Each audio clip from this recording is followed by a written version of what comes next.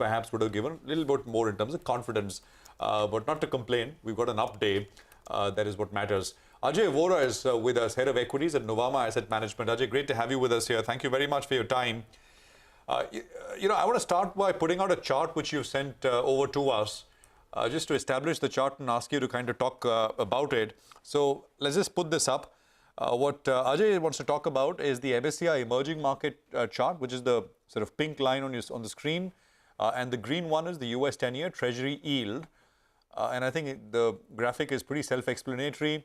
Whenever the 10-year spikes, emerging market, the MSCI emerging market benchmark sells off. This is all the way from March 2022. It's exactly inversely related with the US 10-year. And as you can see, with the 10-year rising, the MSCI emerging market has been plunging.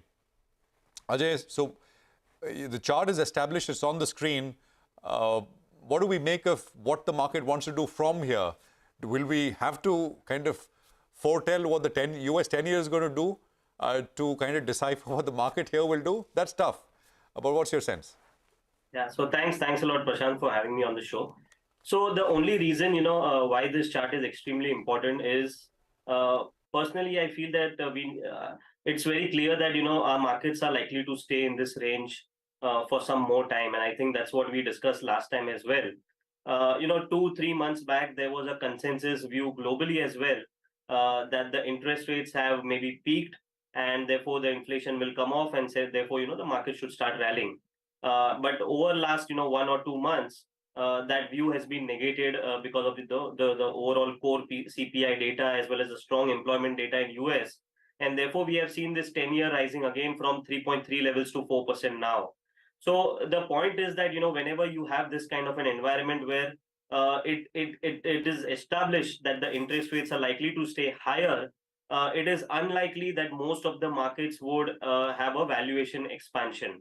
And the same applies to our markets as well, because if you look at, how we have been in this range for almost now 18 months, actually. So October 21, we hit a high of 18,500.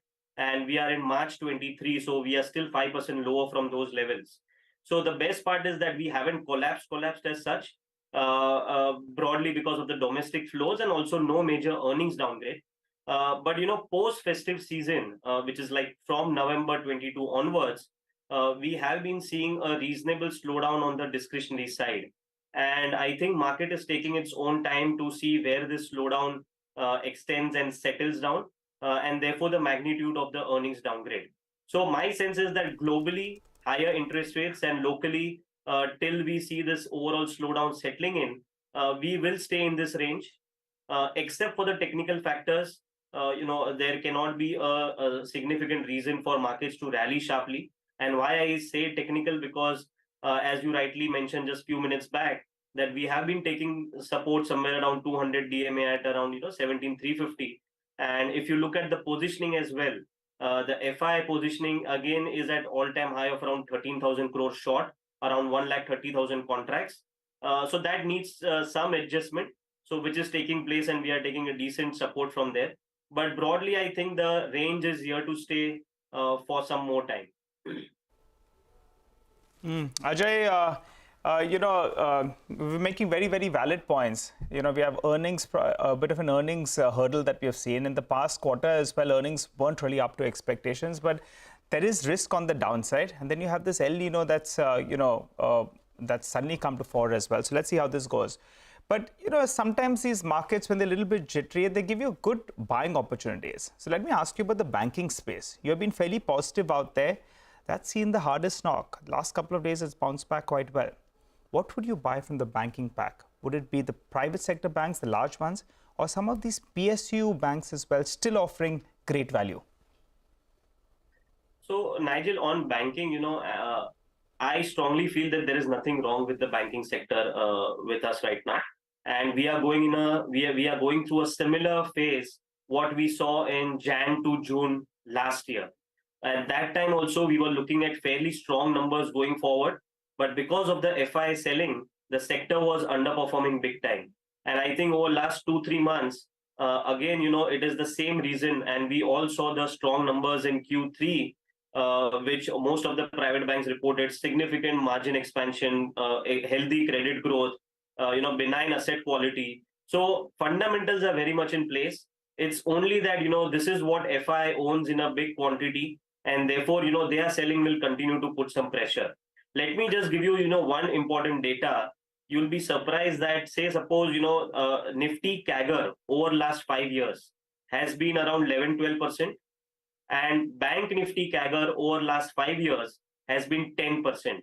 So within the large cap private banks, except for ICICI and SBI, all other private sector banks, the 5-year CAGR has been less than 12%. So you can imagine the fundamentals have improved significantly over last 5 years for all these banks.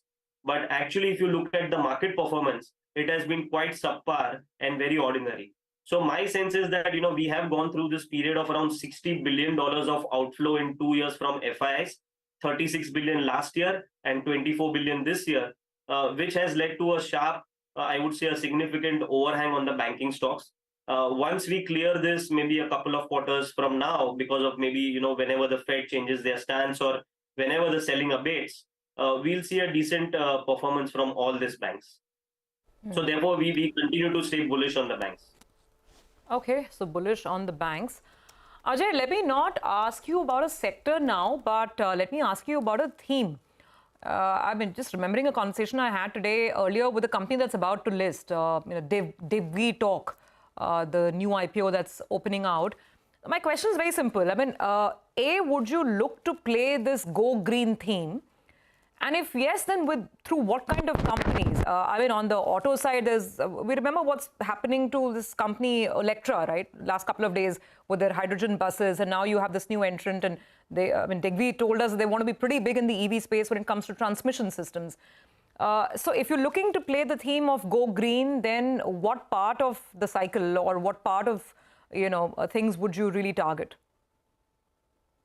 So Survi, actually, if you remember, we all have seen this movie n number of times over last so many years.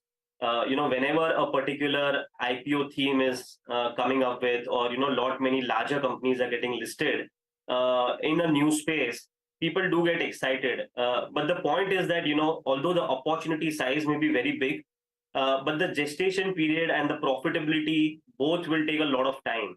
So we have always maintained an approach over last 2-3 years, including all the newly listed companies as well, that it is important that the valuation has to be in line with what the earnings are. And considering the EV or the green, the theme what you're talking about, actually if you look at it, the profitability and the cash flow are fairly low versus the valuation these guys are commanding. So we would continue to... So, no, Ajay, I didn't mean it only in terms of a fresh IPO thematic play. I meant in general. I mean, you could look at a Tata Motors as well. You could look at a capital goods company for that matter, or maybe a Reliance. I mean, if you think the existing listed players are a better bet. Yeah, agreed. So the point is that, we are excited about the businesses which are already established and trying to participate in a much bigger theme. So we are positive on the entire cap goods space. And just to give you an example, we all saw how the tendering has taken place from the railways. The size of the tenders, the opportunity and the growth visibility which these kind of tender gives you is something what excites us. So we are pretty much positive on this whole cap goods infra space. And although, the valuations may look very unreasonable right now, but that is the whole opportunity and theme. If India wants to move from, say, $3.5 trillion economy to, say, $7, $8, $10 trillion, these are actually the companies which will end up benefiting from significant order inflows. And as we move forward, investors will get a lot of confidence on their execution capabilities as well. So it's a long gestation period, but at least there is certainty of execution, profitability, cash flows, and valuations may be high, but that can stay high because the growth is pretty much, very high. So that is a theme where we are reasonably positive. All right. Ajay, it's a pleasure and a good conversation as always here on CNBC-TV18. I hope to speak with you soon again. Thanks indeed. That's Ajay of Nuvama Asset Management with thoughts on the market. Now let's bring in Ramesh, who is joining in. for D Street Chatter. Nimish, of course, has been working the phones, getting us a sense of